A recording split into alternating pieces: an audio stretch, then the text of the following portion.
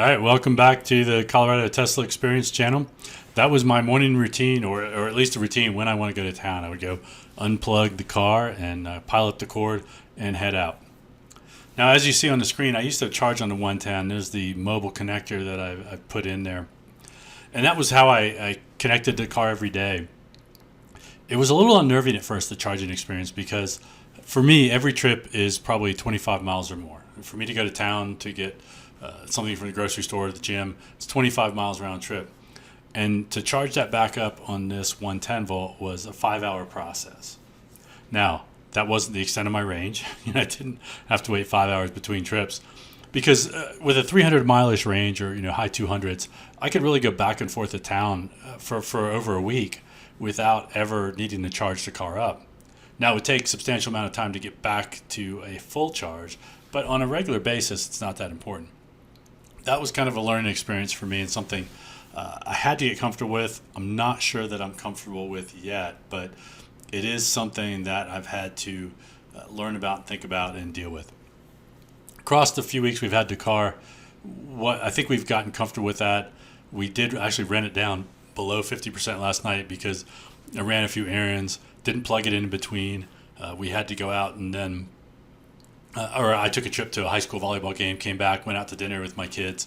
And so all in all, it was a little over 100 miles we drove without charging it back up.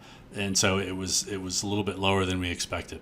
But it was fine, and we've learned to just not worry about it too much, because we know that we don't drive so much that across a few days we wouldn't catch up.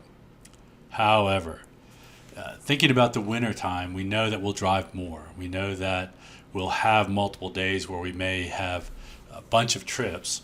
And when I've gone 100 miles or so and it doesn't catch up, I worry if I do that too many times, I'll start to just get close to, I hate to say no charge, but an uncomfortable level of charge, because I can't just stop anywhere and charge back up.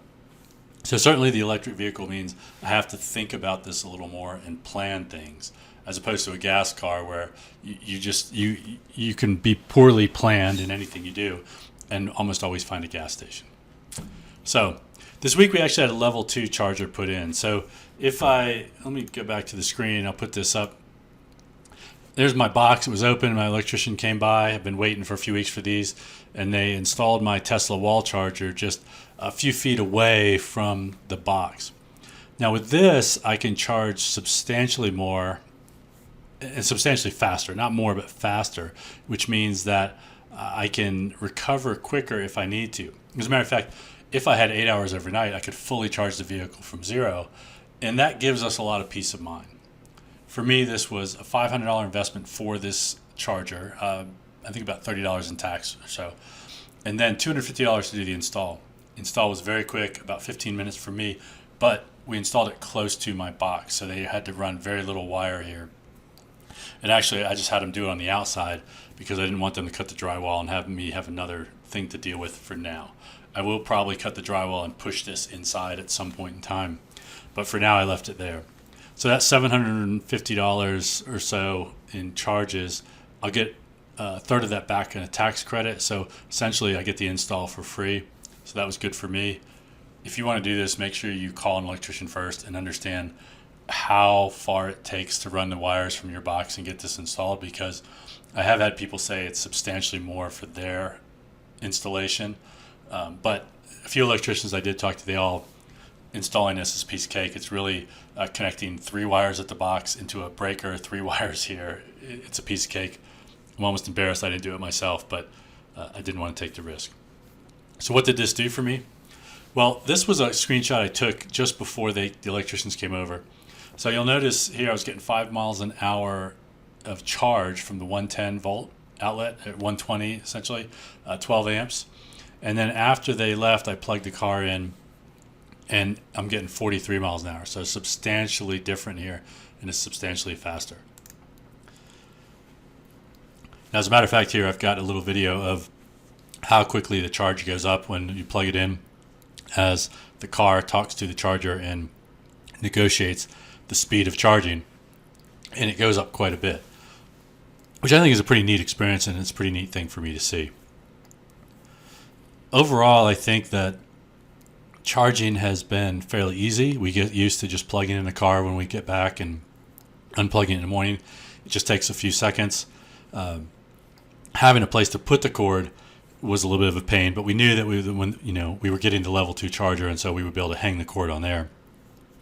I also have a little more peace of mind because now I carry the mobile connector in the car with me, which means if I did have to stop at somebody's house or I was pressed for charge, I could plug into a 110 volt outlet somewhere and at least get a bit of charge from a place. Now, it certainly would take time, but it would work well for me. Definitely starting to get a little less range anxiety now over time as we get used to driving the car around, and I expect that will continue to lessen as we just get used to taking some trips. Hopefully we'll have some time in our lives to actually go out and run the car, low, go a couple hundred miles and have to charge it somewhere and then come back.